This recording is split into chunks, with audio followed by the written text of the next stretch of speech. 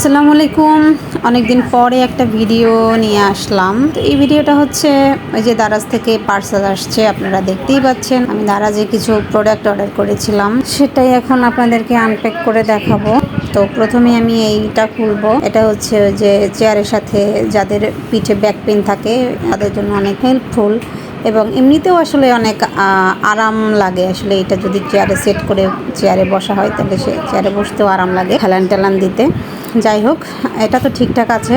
এরপরে আমি এই পার্সেলটা হচ্ছে আনপ্যাক করব। যার মধ্যে আছে ওই যে ওয়াল র্যাক আর কি, ওয়াশরুমের জন্য একটা এনেছি আর একটা হচ্ছে রুমের জন্য। তো এটা খোলার পরে আমি দেখলাম যে লোহার যেটা, সেটা হচ্ছে দুইটা শিকের মতো যে দুইটা ছুটানো আছে। এরপর আমি এটা নিয়ে হচ্ছে কমপ্লেন দেওয়ার জন্য দারাজে চ্যাটিং করলাম ওদের এই পেজে, মানে যেইটা থেকে আমি এইটা অর্ডার করেছিলাম সেখান থেকে। কিন্তু কি বলে গাধার বাচ্চারা তাই বুঝি না। বলতেছে ইংরেজিতে কথা বললাম, তারপর আবার আমাকে বলতেছে হচ্ছে কি সব লিঙ্ক ফিং দিয়া কি সব হাবিজাবি করছে, ওই সব ছাতার মাথা আমি বুঝিও না। বিরক্ত হয়ে হচ্ছে অনেকক্ষণ ফ্রাই করার পরে আমি বেরোয় গেছি। কিন্তু আরেকটা দুঃখের কথা হইলো যে প্লাস্টিকের এইটা দেখতেছেন না, যে সাদা এটা আমি ওই যে বাসার রুমের মধ্যে ওয়ালে সেট করতে নিচ্ছি, তখন হচ্ছে পিছনের যে ইয়াটা যেটা হ্যাঙ্গারের মতো যেটা থাকবে, যেটার সাথে ওটা সেট হয়ে থাকে, এটা লাগাইলাম, ওমা সেটা রং শুদ্ধ পরে উঠে গেল। আমার খুব মন খারাপ লাগতেছে এখন এটার জন্য। এই বাসার ওয়াল একটুও ভালো না, একেবারে ভালোই লাগে না। এত সুন্দর, এত কষ্ট করে আমি ইয়াটা করলাম, সেটা আমার